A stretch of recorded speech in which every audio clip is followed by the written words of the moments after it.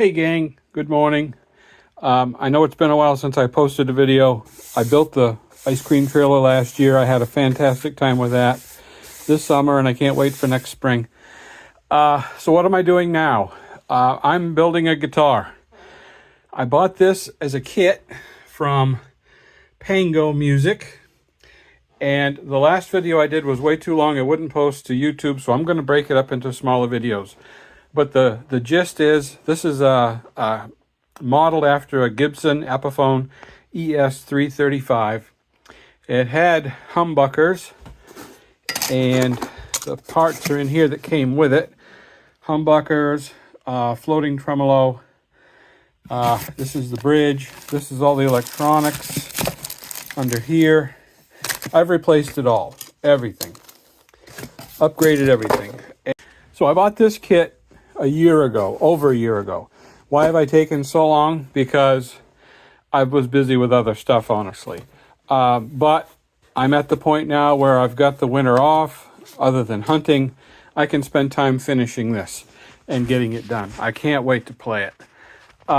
So I used Driftwood Guitars YouTube channel as a guide for the finish I'm going to do. This is going to be a 3-tone sunburst. It's going to be sealed with Cardinals, if it'll focus. Cardinals guitar sealer, R1140. We have McFadden's retarder. That's important if you watch the Driftwood guitars.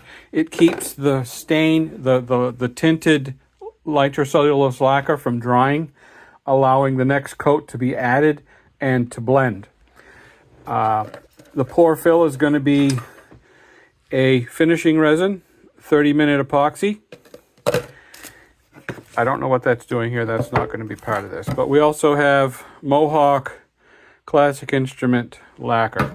So, the parts that I have replaced, I replaced the tremolo with a Bigsby. This is an actual Bigsby.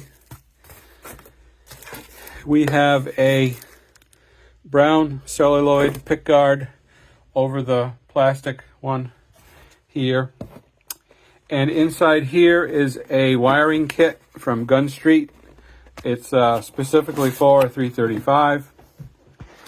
In here we have replacement rings for the pickups. We have a pair of Wilkinson humbuckers, which are paired to the wiring system. In here, because Bigsby's are inherently hard to tune, I went ahead and upgraded the bridge to be a roller bridge. And this is also a Wilkinson part. And we have Geiger machine heads. So, and I upgraded the knobs as well.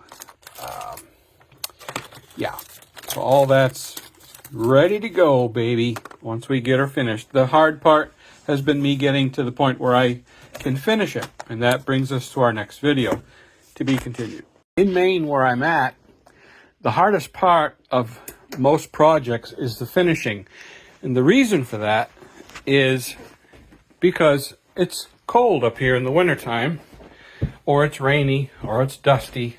So we're going to go down into the basement where I have built a spray booth specifically for nitrocellulose lacquer.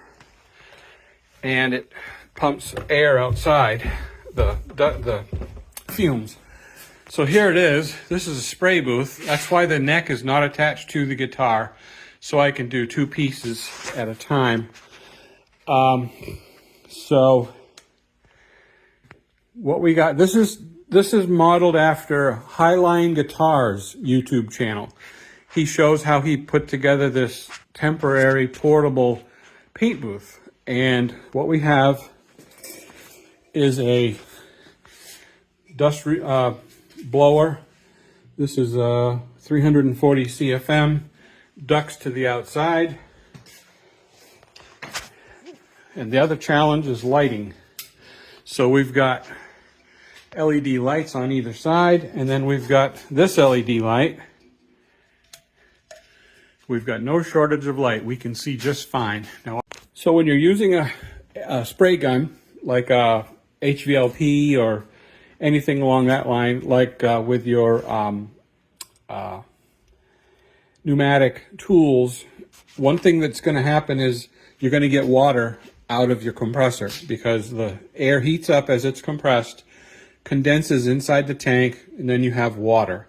That water will then come out with the air, and you don't want that in your finish. Most of your car guys will already know this. So what they do is they pass their air through what's known as a desiccant filter.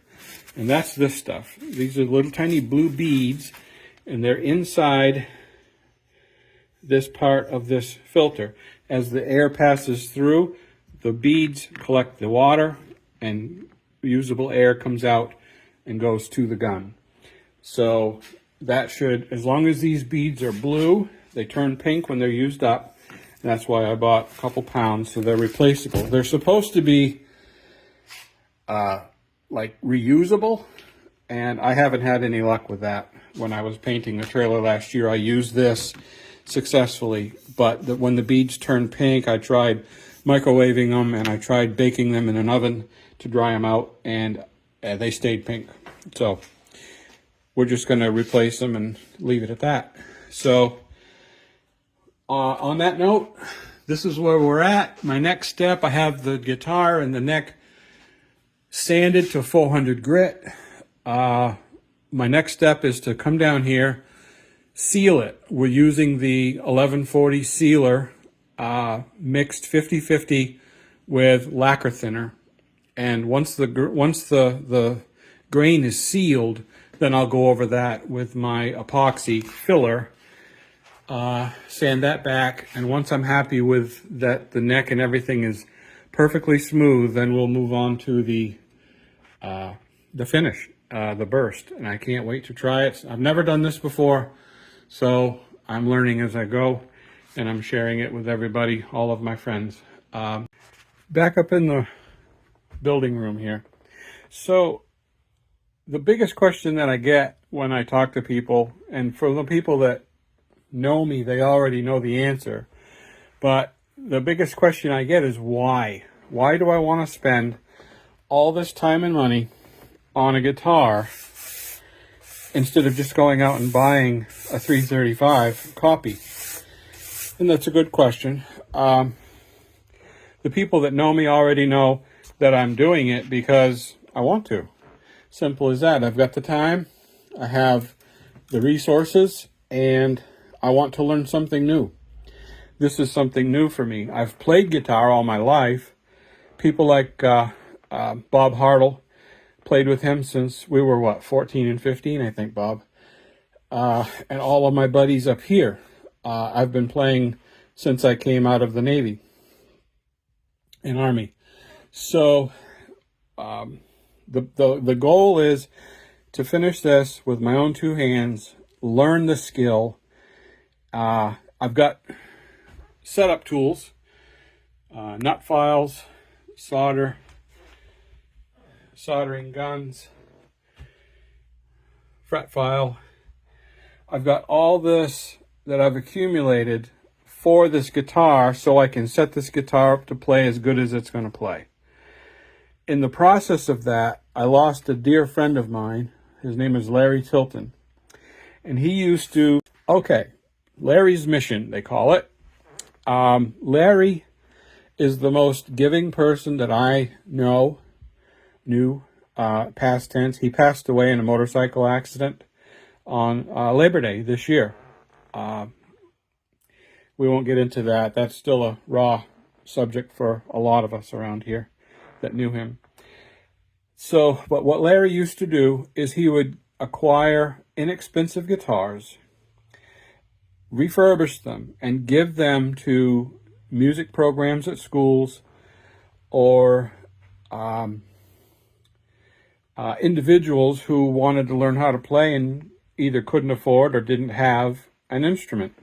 So I'm in talks with his wife, and I'm going to try to be a part of that continuing. So I'm anxious to start. I want to use this as my learning curve Not only that, but just to play.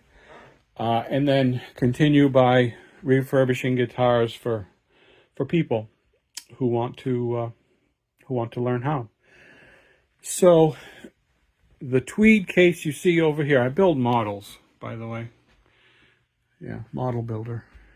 I've been building models since I was a kid, and my mom said it was a phase, and she's right. It's just lasted 50, 60 years. This tweed case is the case for this 335, but in here I have a Recording King Dreadnought that developed a crack last year, and since I'm too cheap to pay someone else to fix it, I'm going to fix it. And that was also a reason for buying a lot of the stuff that we have here, like the neck support and such. And on that note, I'm going to get out of here, post these videos before they're too long to post, and look forward to the next step, which will be spraying the sealer on this. Have a good one. Take care, everybody. Bye.